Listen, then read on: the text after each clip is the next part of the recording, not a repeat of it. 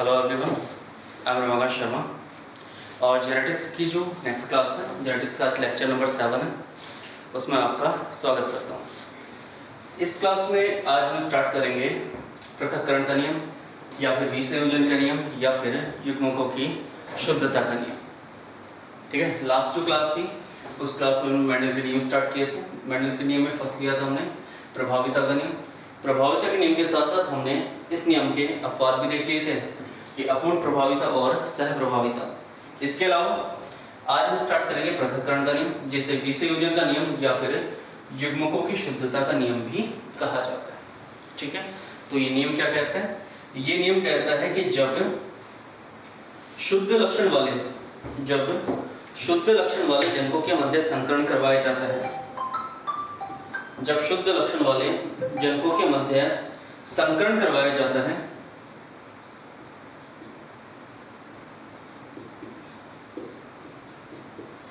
शुद्ध लक्षण वाले जनकों के मध्य संकरण करवाया जाता है तो संकरण के समय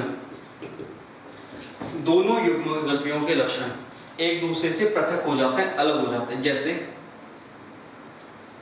ये शुद्ध लंबेपन वाला लक्षण है और ये शुद्ध बोनेपन वाला लक्षण है। जब इन दोनों जनकों के मध्य संकरण करवाएंगे तो ये दोनों युग्म विकल्पी युग्मकों के रूप में एक दूसरे से क्या हो जाएंगे? अलग हो जाएंगे। ये युग्म विकल्पी या ये जो लक्षण है ये अलग रूप से युग्मक का निर्माण करेगा, ये भी अलग रूप से युग्मक का निर्माण करेगा। मतलब ये एक दूसरे से क्या हो जाएंगे? अलग हो जाएंगे। अलग हो किसका निर्माण कर रहे हैं? युग्मकों का। ठीक है, और ये युग्मक एक रूप से शुद्ध रूप कहलाता है। इनका इन युग्मकों का रूप कैसे कहलाता है? शुद्ध रूप। इसलिए इसे युग्मकों की शुद्धता का नियम भी कहते हैं। पृथक हो रहा है इसलिए पृथक्करण का नियम है। युग्मक एक दूसरे से अलग हो रहे हैं और शुद्ध रूप से अलग हो रहा है, इसलिए युग्मकों की शुद्धता का नियम भी कहा जाता है। अब चूंकि पृथक हो रहा है, पृथक होने को क्या कहा जाता है?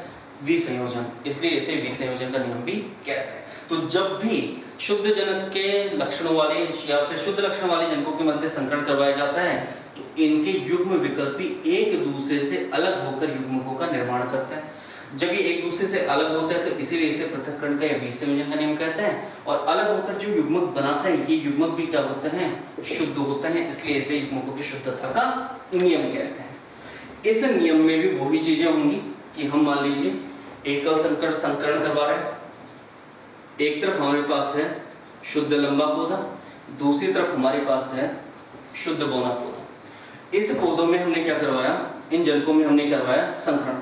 जनक को किससे प्रदर्शित करते हैं? P से। संकरण करवाने पर कौन सी पीढ़ी उत्पन्न होगी? F1 पीढ़ी। क्या करवाया? इनके बीच में संकरण। संकरण को क्या कहा जाता है? क्रॉस। ठीक है, संकरण करवाया, क्रॉस करवाया, किनके बीच में? जनक पीढ़ी के बीच में। तो सामान्य रूप से इस प्रकार हम संकरण करवाते हैं, लेकिन जब पृथक्करण का नियम पढ़ा जाएगा तब संकरण कैसे करवाया जाएगा कि हम जनक लेंगे, एक शुद्ध लंबेपन वाला, एक शुद्ध बौनेपन वाला। इसमें युग्मकों का क्या होगा? निर्माण होगा। एक कैपिटल टी बन जाएगा यहाँ पर और एक और कैपिटल टी बन जाएगा। दो युग्मक क्या बन जाएंगे? और दो ही युग्मक यहाँ बन जाएंगे स्मॉल टी वाले। ठीक है, इनमें से कोई भी एक युग्मक या तो ये वाला या फिर ये वाला, और इनमें से भी कोई भी एक युग्मक आगे चलकर आपस में संयुग्मित होकर मतलब निषेचन के द्वारा किसका निर्माण कर देगा? F1 पीढ़ी का। ठीक है, किसका निर्माण कर रहा है? F बनी हुई है F1 पीढ़ी, लेकिन युग्मकों का निर्माण यहाँ पर दर्शाया जाता है।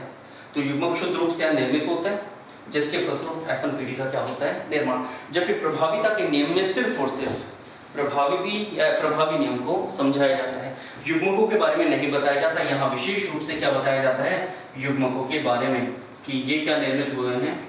युग्मक। इसे ही कहते हैं पृथक्करण का नियम, विसंयोजन का नियम या फिर युग्मकों की शुद्धता का नियम। ठीक है, परिभाषा क्या है इस नियम की कि जब शुद्ध लक्षण वाले जनकों के मध्य संकरण करवाया जाता है तो एनाफेज फर्स्ट अवस्था में युग्म के निर्माण के समय दोनों युग्म विकल्पी एक दूसरे से पृथक हो जाते हैं। पहले एक दूसरे से जुड़े हुए, फिर एक दूसरे से पृथक हो गए, पृथक रूप से शुद्ध युग्मकों का निर्माण करते हैं। इसे ही पृथक्करण का नियम या फिर युग्मकों की शुद्धता का नियम भी कहा जाता है। ठीक है, वही आप अगर इसमें संकरण करवाओगे तो संकरण करवाने पर आपको वही 3:1 तो आपको लक्षण प्रारूप प्राप्त होगा और जीन प्रारूप आपको प्राप्त होगा 1:2:1। ठीक है, ये है आपका पृथक्करण का नियम। तो पृथक्करण के नियम में हम किन के निर्माण की बात करते हैं? यहाँ पर हम शुद्ध युग्मकों के निर्माण की बात करते हैं। बाकी सारा सेम रहेगा, बस एक अंतर इतना सा आ जाएगा कि हम सामान्य क्रॉस नहीं करेंगे। सामान्य क्रॉस तो ये हो गया कि जनक थे और ये बन गई कौन सी पीढ़ी? F1 पीढ़ी। इसमें हम बस अंतर इतना सा करेंगे कि हम जनक लेंगे और जनकों से पहले क्या बनाएंगे? शुद्ध युग्मक बनाएंगे। फिर उन शुद्ध युग्मकों में से कोई भी एक एक युग्मक आपस में संलयित होकर किसका निर्माण कर देंगे? F1 पीढ़ी का। अर्थात इसमें युग्मक निर्माण की क्रिया को दर्शाया जाता है। इसे कहते हैं पृथक्करण का नियम या फिर युग्मकों की शुद्धता का नियम। अब चूंकि पृथक्करण है इसलिए इसका एक और नाम है कौन सा? विसंयोजन का नियम। ठीक है, तो ये हो गया आपका पहला नियम। अब इस नियम का कोई भी अपवाद नहीं है। जैसे हमने पढ़ा था भाई प्रभाविता के नियम का अपवाद है दो, अपूर्ण प्रभाविता और सह प्रभाविता। लेकिन पृथक्करण के नियम के किसी भी प्रकार को कोई अपवाद नहीं है। क्यों? क्योंकि जब संकरण करवाओगे, जब आपने शुद्ध लक्षण वाले जनकों के मध्य क्या करवाया? संकरण करवाया, तो संकरण के समय युग्मक तो बनेंगे और युग्मक अगर बनेंगे तो युग्मक युग्म विकल्पी के रूप में एक दूसरे से पृथक होकर बनेंगे। इसलिए युग्मकों का बनना निश्चित है और युग्मकों के संलयन से ही F1 पीढ़ी का बनना भी निश्चित है। इसलिए इसका कोई भी अपवाद नहीं है। तो एकमात्र ऐसा नियम, इंपॉर्टेंट पॉइंट है कि एकमात्र ऐसा नियम जिसका कोई भी अपवाद नहीं है, कौन सा? पृथक्करण का नियम, विसंयोजन का नियम अथवा युग्मकों की शुद्धता का नियम। ठीक है, तो ये थे आपके दो नियम। मेंडल के नियमों में पहला प्रभाविता का नियम हो चुका है, दूसरा हो चुका है पृथक्करण का नियम या फिर विसंयोजन का नियम या फिर युग्मकों की शुद्धता का नियम। ये हो गए आपके दो नियम कंप्लीट। प्रभाविता के नियम का अपवाद है लेकिन विसंयोजन के नियम में कोई भी अपवाद नहीं। ठीक है, दो नियम कंप्लीट। और विशेष बात एक और कि ये दोनों के दोनों नियम किस पर आधारित है? मोनोहाइब्रिड क्रॉस पर, एकल संकर संकरण पर। किस पर आधारित है? एकल संकर संकरण पर, मोनोहाइब्रिड क्रॉस पर। क्यों? एक ही लक्षण को लेकर क्रॉस करवाया जा रहा है, या तो हम लंबेपन का लक्षण ले रहे हैं या फिर बौनेपन का लक्षण ले रहे हैं। इसलिए एकल संकर संकरण पर आधारित नियमों के बारे में बताइए। तो दो नियम है, प्रभाविता का नियम और पृथक्करण का नियम। कोई पूछे द्विसंकर संकरण पर आधारित नियम कौन सा है, तो तीसरा जो नियम आएगा आपका स्वतंत्र अपव्यूहन का नियम। ये स्वतंत्र अपव्यूहन का जो नियम है, ये नियम किस पर आधारित है? द्विसंकर संकरण पर। ये ऊपर वाले दोनों एकल संकर संकरण पर, और जो तीसरा नियम है आपका स्वतंत्र अपव्यूहन का नियम, ये आधारित है आपका किस पर? द्विसंकर संकरण। ठीक है, तो एकल संकर संकरण पर दोनों नियम, बाकी स्वतंत्र अपव्यूहन आपका आधारित है द्विसंकर संकरण पर। तो एकल संकरण से संबंधित दोनों नियम आपके समाप्त हो चुके हैं। ठीक है, अब इस नियम में एक एक्स्ट्रा पॉइंट और आता है। चूंकि ये नियम किस पर आधारित है? एकल संकर संकरण पर, इसलिए एकल संकर संकरण में एक कंसेप्ट आता है, एक पॉइंट आता है। इस पॉइंट को हम कहते हैं पश्च संकरण। इस पॉइंट को हम क्या कहते हैं? पश्च संकरण। ये अलग से पॉइंट आता है, इंपॉर्टेंट है क्योंकि इसमें भी वही चीज है। इसमें भी आपसे एग्जामिनर पीआर पूछेगा और जीआर पूछेगा। पीआर मतलब लक्षण प्रारूप और जीआर मतलब है जीन प्रारूप। ठीक है, इसी के साथ एक और हमें पढ़ना है कौन सा?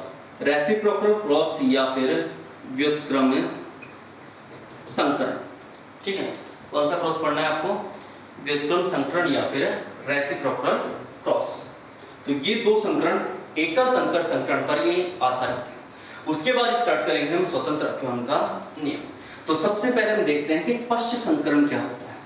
ठीक है, किस पर आधारित है? दोनों के दोनों एकल संकर संकरण पर, मोनोहाइब्रिड क्रॉस पर। वेरी वेरी इंपॉर्टेंट है। ठीक है, इनमें कौन सा क्वेश्चन आए हुए वो भी आपको बताऊंगा मैं। सबसे पहले बात करते हैं हम पश्च संकरण की। पश्च संकरण को इंग्लिश में कहते हैं बैक क्रॉस। ठीक है, क्या कहते हैं? Back cross. और व्युत्क्रम को कहते हैं रेसिप्रोकल क्रॉस। तो पश्च संकरण की हम बात करते हैं तो ये क्या होता है? तो देखिए, एकल संकरण संकरण पर आधारित है इसलिए एक ही लक्षण लेंगे, जैसे कि एक तो लिया तने का लंबापन और एक लिया तने का बौनापन। ठीक है, हमने इसके बीच में क्या करवाया, क्रॉस करवाया। क्रॉस करवाने पर कौन सी पीढ़ी उत्पन्न हुई, F1 पीढ़ी। F1 पीढ़ी में किस प्रकार के पौधे प्राप्त हुए आपको, हाइब्रिड टॉल संकर लंबे पौधे प्राप्त हुए। ठीक है, तो ये तो हो गया नॉर्मल क्रॉस। अब अगर इस F1 पीढ़ी का संकरण आप, ये प्रभावी लक्षण वाला जनक है, शुद्ध लंबेपन वाला जो जनक है वो कैसे लक्षण वाला जनक है, प्रभावी लक्षण वाला जनक। और ये वाला जनक कैसा है, अप्रभावी लक्षण वाला जनक। ठीक है, ये अप्रभावी लक्षण वाला जनक है और ये वाला प्रभावी लक्षण वाला जनक है। जब आप F1 पीढ़ी का संकरण प्रभावी लक्षण वाले जनक के साथ करवाएं या फिर अप्रभावी लक्षण वाले जनक से करवाएं, तो ये दोनों ही प्रकार के संकरण आपके क्या कहलाते हैं, पश्च संकरण कहलाते हैं या फिर बैक क्रॉस कहलाते हैं। ठीक है, दोनों ही क्या कहलाएंगे, बैक क्रॉस या फिर पश्च संकरण। किसे कहा कि जब F1 पीढ़ी का संकरण या तो आप प्रभावी लक्षण वाले जनक से करवाओ या फिर अप्रभावी लक्षण वाले जनक से करवाओ। मतलब या तो जैसे ये F1 पीढ़ी का सदस्य है, इसका संकरण आपने किससे करवाया, प्रभावी लक्षण वाले जनक से, तो ये संकरण तो कैसा हो जाएगा, बैक क्रॉस। अगर इसकी जगह आप अप्रभावी भी लेते हैं, जैसे ये प्रथम पीढ़ी का सदस्य हो गया और ये अप्रभावी लक्षण वाला जनक हुआ, फिर दोनों के बीच में क्या करवाया, क्रॉस, तो ये दोनों ही क्रॉस कैसे हैं, बैक क्रॉस। बैक क्रॉस मतलब पश्च संकरण। पश्च संकरण मतलब पीछे जाकर संकरण करना, कि भाई ये तो आगे से आगे चलता जा रहा है, F1 पीढ़ी बन गई, अब F1 पीढ़ी का सदस्य पीछे जाकर किससे क्रॉस कर रहा है, तो पीछे जाकर जब क्रॉस करेगा तो उसी क्रॉस को हम क्या कहेंगे, बैक क्रॉस या फिर पश्च संकरण। अब या तो वो प्रभावी वाले से करे या फिर अप्रभावी वाले से करे, इससे कोई प्रभाव नहीं पड़ रहा है। ठीक है, तो पश्च संकरण में क्या हुआ, या तो प्रभावी लक्षण वाले जनक से क्रॉस करेगा या अप्रभावी लक्षण वाले जनक से करेगा। ठीक है, अब इसमें इंपॉर्टेंट चीज क्या है कि यदि F1 पीढ़ी का सदस्य प्रभावी लक्षण वाले जनक से संकरण करता है तो इसे पश्च संकरण तो कहते हैं, लेकिन पश्च संकरण में भी इसे कहा जाता है आउट क्रॉस। बैक क्रॉस दो प्रकार का होता है, जिसमें पहला क्रॉस आ जाता है आउट क्रॉस। आउट क्रॉस मतलब है बाह्य संकरण। जब F1 पीढ़ी का सदस्य प्रभावी लक्षण वाले जनक से संकरण करेगा तो इस संकरण को पश्च संकरण तो कहा जाता है, लेकिन पश्च संकरण में भी कौन सा संकरण कहलाता है, ये आउट क्रॉस या बाह्य संकरण। लेकिन अगर F1 पीढ़ी का सदस्य अप्रभावी लक्षण वाले जनक से संकरण करवाएगा तब इसे कहा जाएगा टेस्ट क्रॉस। टेस्ट क्रॉस को कहते हैं परीक्षण संकरण।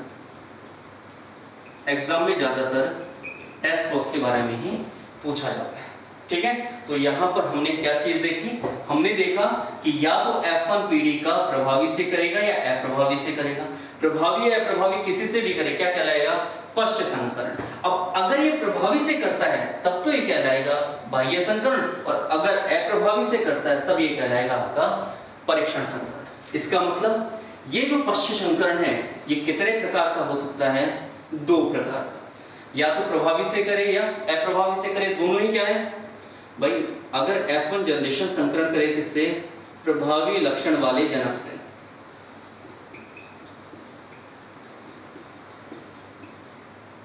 F1 पीढ़ी का संकरण हमने किससे करवा दिया, प्रभावी लक्षण वाले जनक से करवाया, तो भी पश्च संकरण है। या फिर हम F1 पीढ़ी का संकरण अप्रभावी लक्षण वाले जनक से करवाते हैं तो भी कैसा संकरण आएगा, आपका पश्च संकरण आएगा। लेकिन अगर ये प्रभावी लक्षण वाले जनक से संकरण कर रहा है तो इस संकरण को कहा जाता है आउट क्रॉस, मतलब बाह्य संकरण।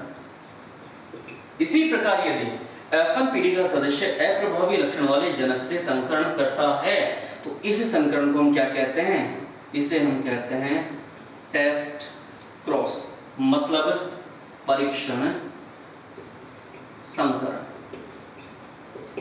इस प्रकार पश्च संकरण कितने प्रकार का हो सकता है, दो प्रकार का। ठीक है, तो परीक्षण संकरण में हमने दो चीजें देखी, या तो प्रभावी से करेगा या अप्रभावी से करेगा। ये बहुत ज्यादा इंपॉर्टेंट है।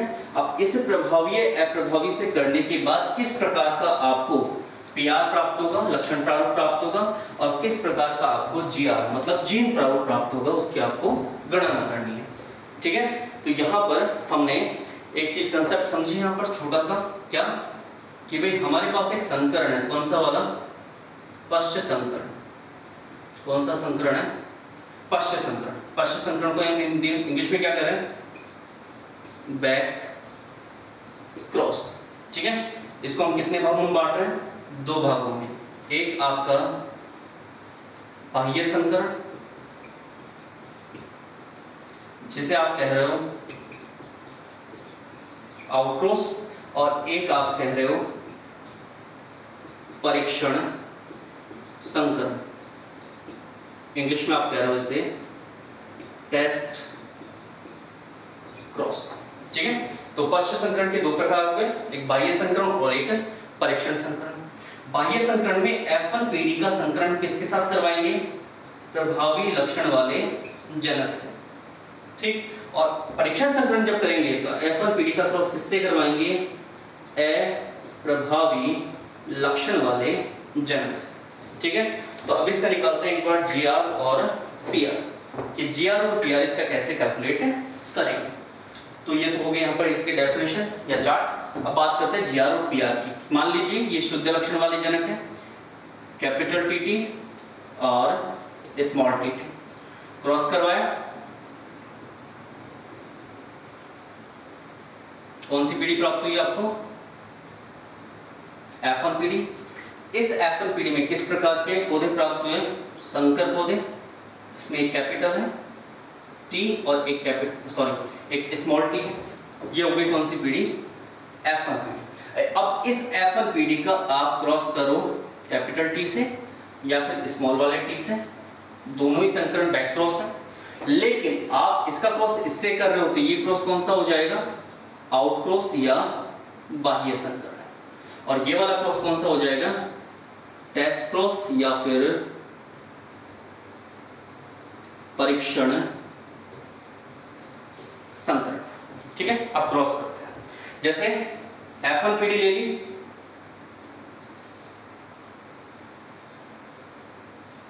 कैपिटल T और स्मॉल t।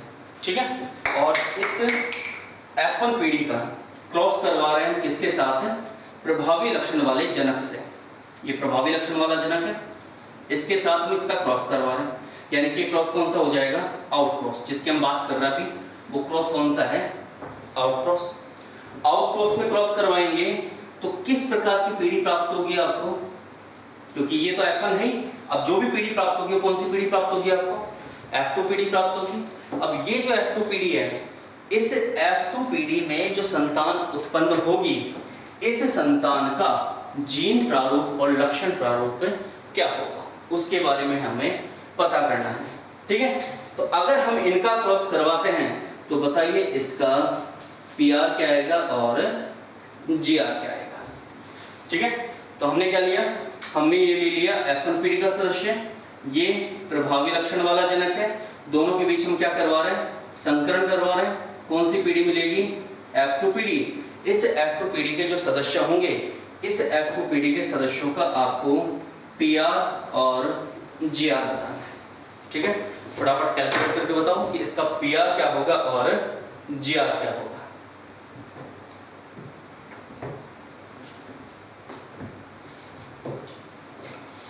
कुछ नहीं है, पनेट स्क्वायर बनाना है इसका, और पनेट स्क्वायर बनाकर इसका क्या कर दो, पीआर और जीआर दोनों कैलकुलेट कर दो।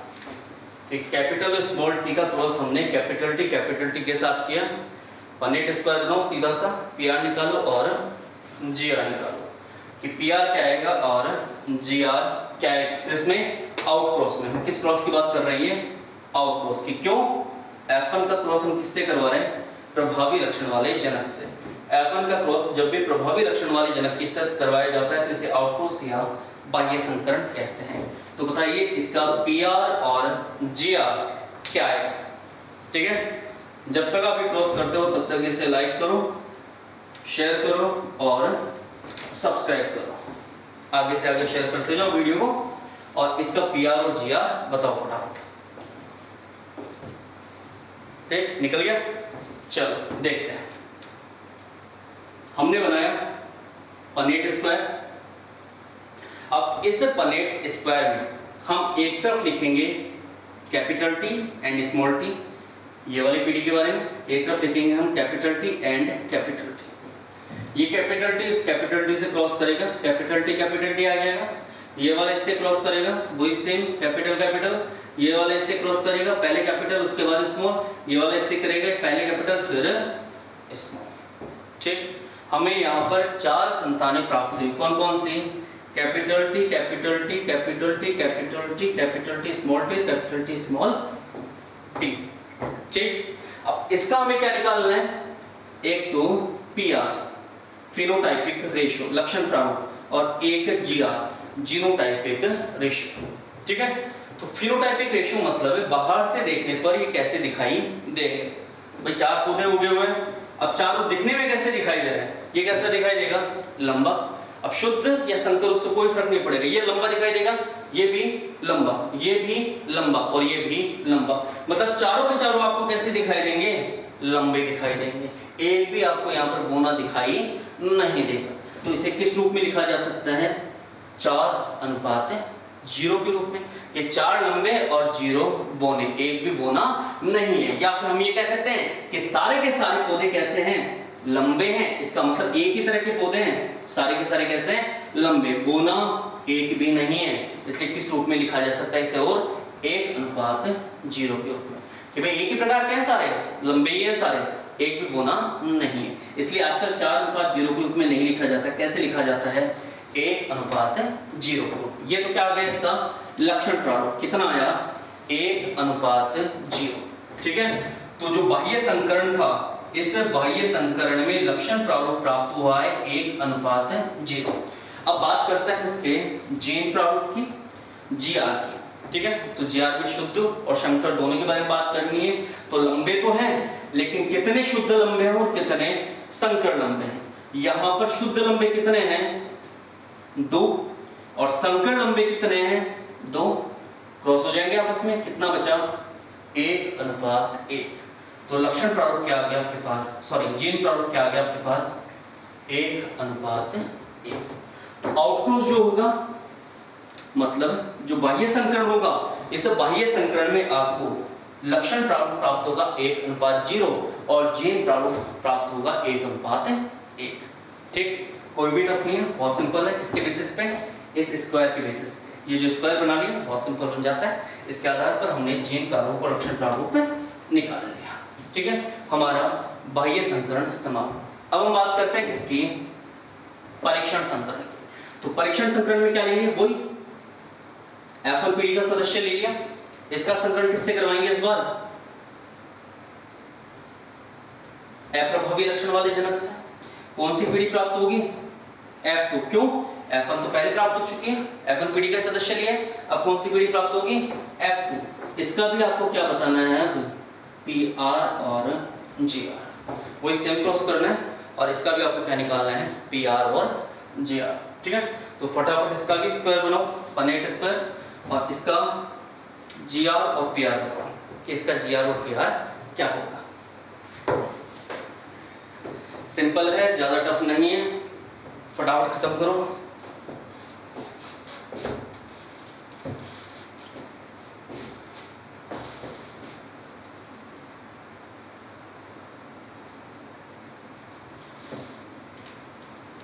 परीक्षण संकरण में, ये परीक्षण संकरण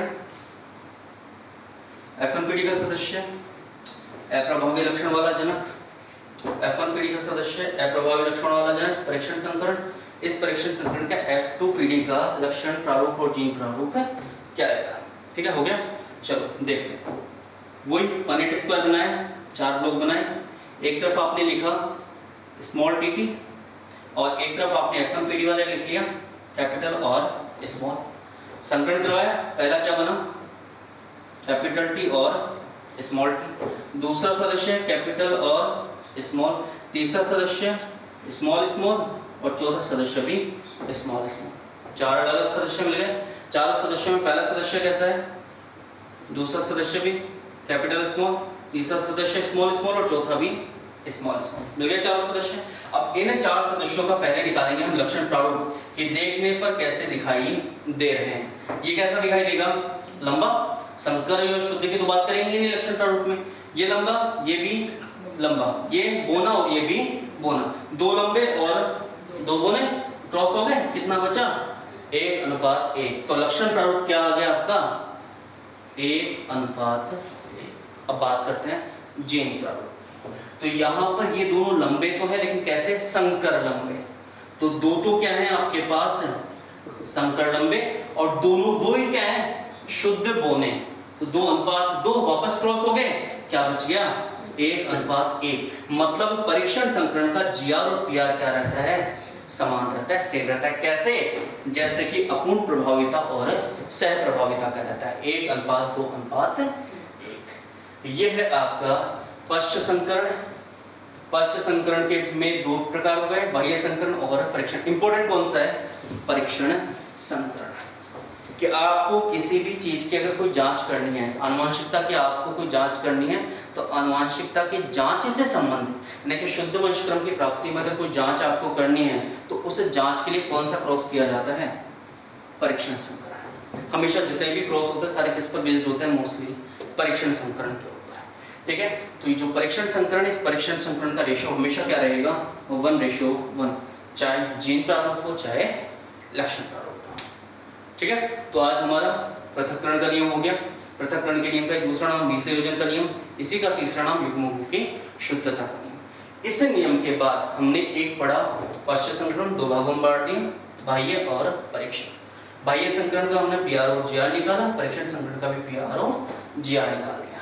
ठीक है, तो ये है आपके पृथक्करण का नियम भी कंप्लीट। लास्ट हमारे इसमें नियम बचेगा कौन सा? स्वतंत्र अपव्यूहन का नियम, जिसे स्टार्ट करेंगे हम नेक्स्ट क्लास में। ठीक है, चलिए, थैंक यू।